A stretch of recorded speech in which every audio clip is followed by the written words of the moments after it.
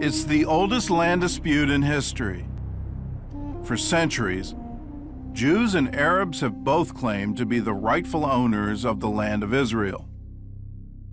Jewish claims to the land are based on four main arguments. The first is God's promise to Abraham.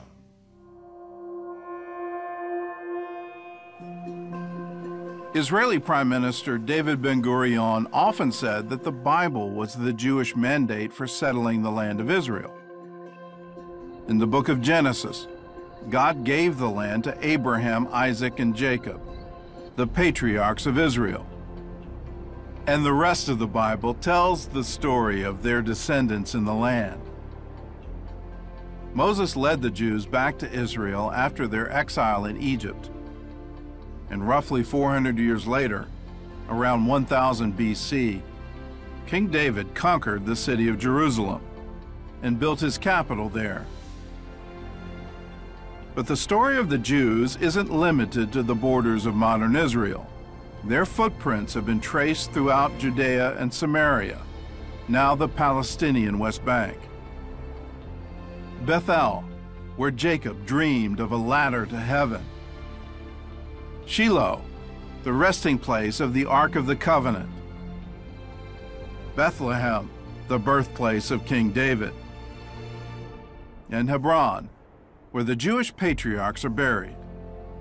This is all not just documented in the Bible and in history, it also reveals itself in every inch of the land.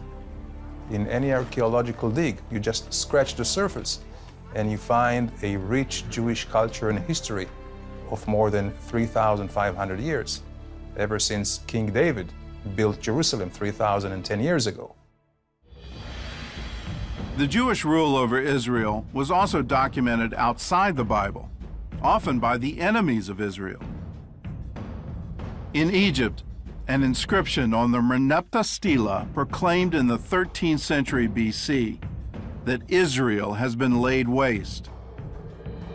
In 840 BC, the Moabite king Mesha wrote about the house of David, as did another king a century later, Hazael of Damascus.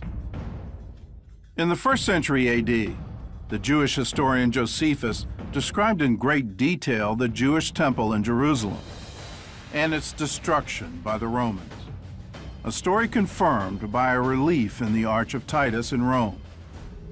Every day, archaeology yields more evidence of ancient Jewish culture dating back thousands of years. And in the 20th century, that historical connection has been recognized several times by international law.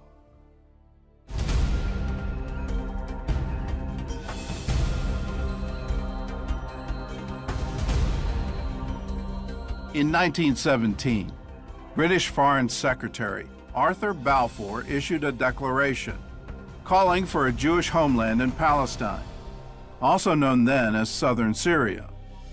Palestine included at the time all the territory which is now Israel, which is also Judea and Samaria, the West Bank, and Jordan. In 1920, Allied leaders gathered in San Remo, Italy to divide the remains of the Ottoman Empire. They created the San Remo Resolution, which incorporated the Balfour Declaration. The resolution was signed by the members of the League of Nations, and the British were put in charge of Palestine. That meant they were legally bound to help the Jewish people build a state there. 2 years later, in 1922, the League adopted the British mandate for Palestine, which recognized the historical connection of the Jewish people and the need for reconstituting their national home there. By that time, the land allocated to the Jewish people had been drastically reduced, with more than 75% of it going to the new Arab kingdom of Transjordan. The mandate was signed by all 51 members of the League of Nations, and once again, a Jewish state was guaranteed by international law. But 25 years later, that state still existed only on paper. And in 1945, the League was replaced by the United Nations. Article 80 of the UN Charter states that the UN would not alter existing states, peoples, or mandates, which means the UN legally recognized the right of the Jewish people to settle in Palestine, from the Jordan River to the Mediterranean Sea. The United Nations is the legal successor and inheritor of the League of Nations, which means all obligations, commitments, and pledges of the League of Nations must be upheld by the United Nations. Unfortunately, they did not do it in the case of Israel and the Jewish ownership over their land.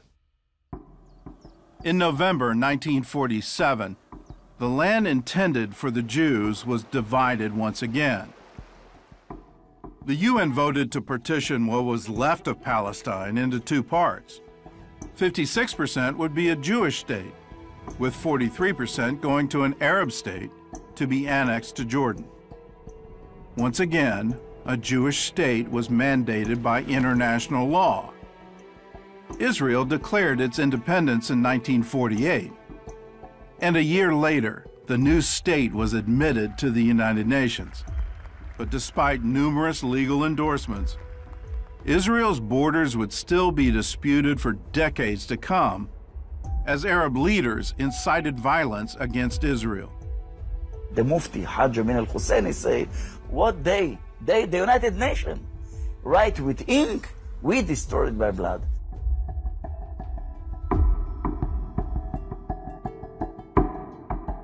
In 2002, UN Secretary General Kofi Annan famously used the phrase illegal occupation to describe Israel's annexation of the West Bank in 1967.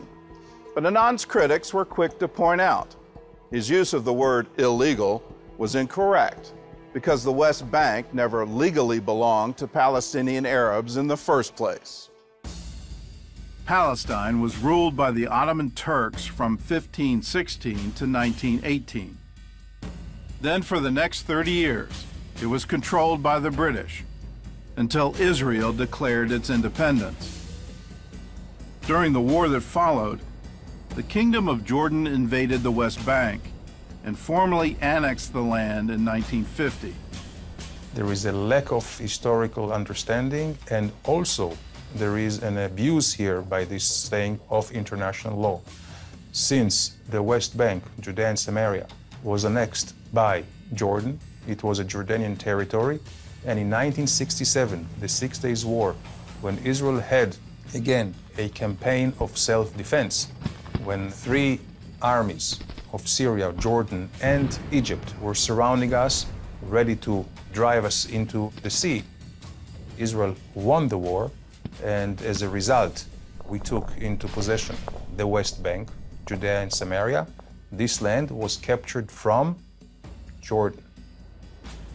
Since Israel recaptured the land from Jordan, it now belongs to Israel, according to international law. One judge on the International Court of Justice wrote the following about the 1967 war. A state acting in lawful exercise of its right of self-defense may seize and occupy foreign territory, as long as such seizure and occupation are necessary to its self-defense. And where the prior holder of territory had seized that territory unlawfully, the state which subsequently takes that territory in the lawful exercise of self-defense has against that prior holder better title. We bought our land in the blood of our soldiers. We didn't start with a war. The Arabs started with a war. All over the world, the idea when someone started with a war and he failed, he paid the price. He paid the price. So why we have to pay the price now? The last claim the Jewish people make for the land of Israel focuses not on how they got it, but what they did with it.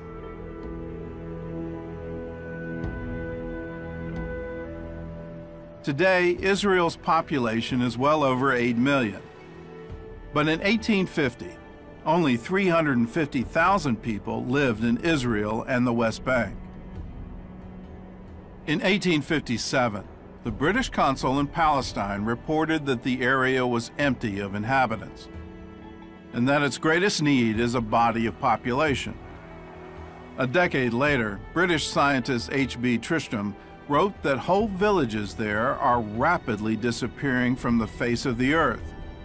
And American writer Mark Twain wrote this about the Jezreel Valley: "There is not a solitary village for 30 miles in either direction.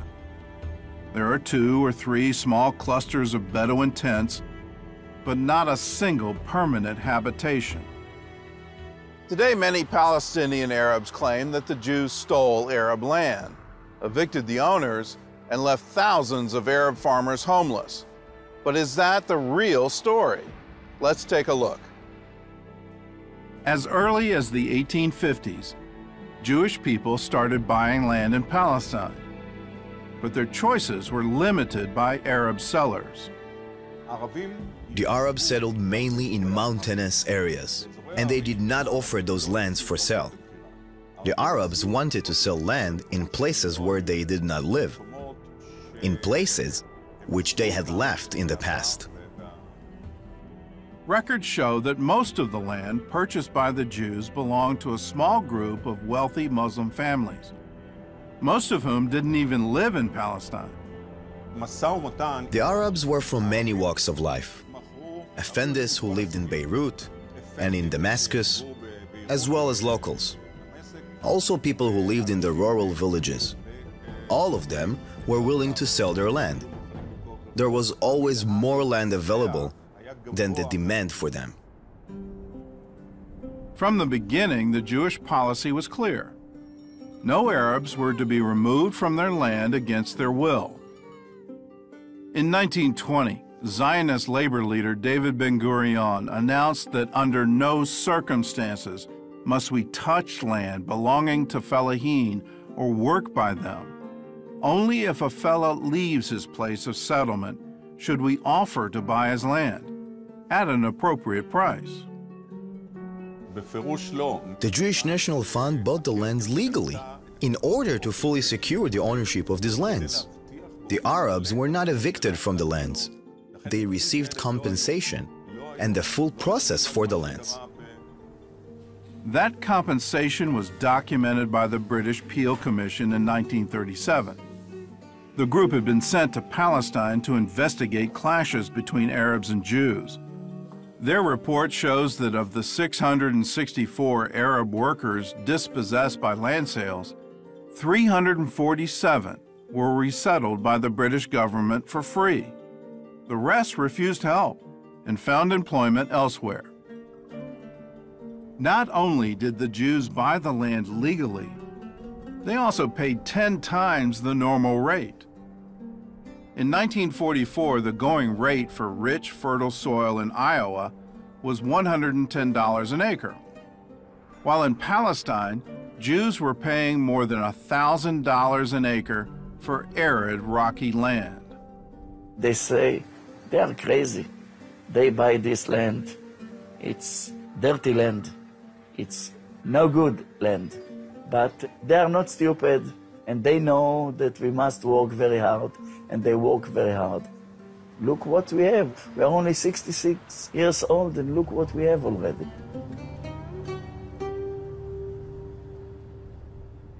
In the 19th century, life was hard under Ottoman rule for Arab workers in Palestine.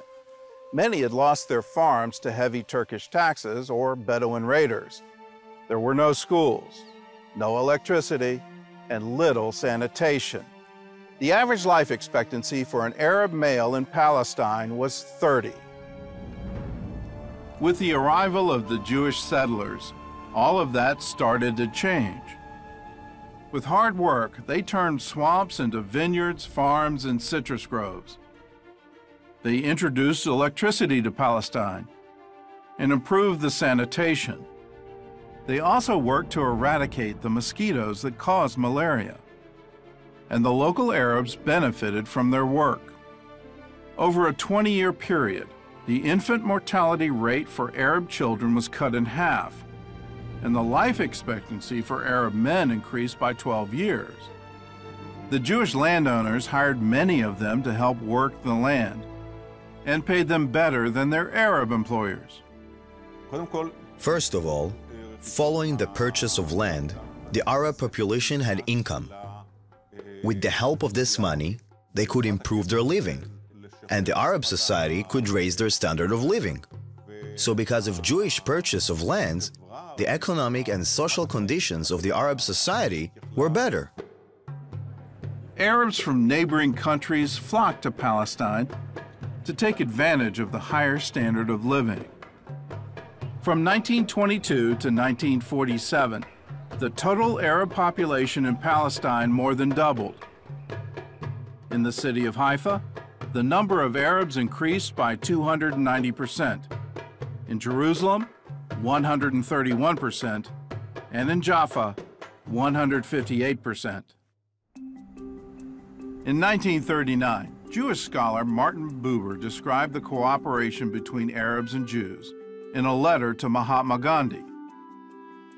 The Jewish farmers have begun to teach their brothers, the Arab farmers, to cultivate the land more intensively. Together with them, we want to cultivate the land, to serve it, as the Hebrew has it. The more fertile this soil becomes, the more space there will be for us and for them. We have no desire to dispossess them. We want to live with them. By the time Israel declared independence in 1948, the Jewish people had already built a strong network of communal farms that stretched from the Galilee to the Negev. They'd also built schools, hospitals, roads, and cities. In other words, they were already functioning as an independent state. When Ben-Gurion declared the foundation of the State of Israel in 1948, he already had a base, a territorial foundation of lands and settlements, a large number of settlements spread throughout Israel, settlements built on lands purchased by the Jewish people. Despite the valid historical and legal claims of the Jewish people to their land, Israel's borders are still being negotiated after nearly 7 decades of statehood. Even though there is no doubt, not historic, not moral, not archaeological doubt about the connection of Israel to the land and the land to Israel, Israelis are willing to compromise just in order to save lives, just in order to achieve peace. We will wait until we have a partner on the Palestinian side which is trustworthy, which does not believe in the destruction of Israel and the Jewish people as a way to build their own national narrative, and willing to live with us in peace and cooperation.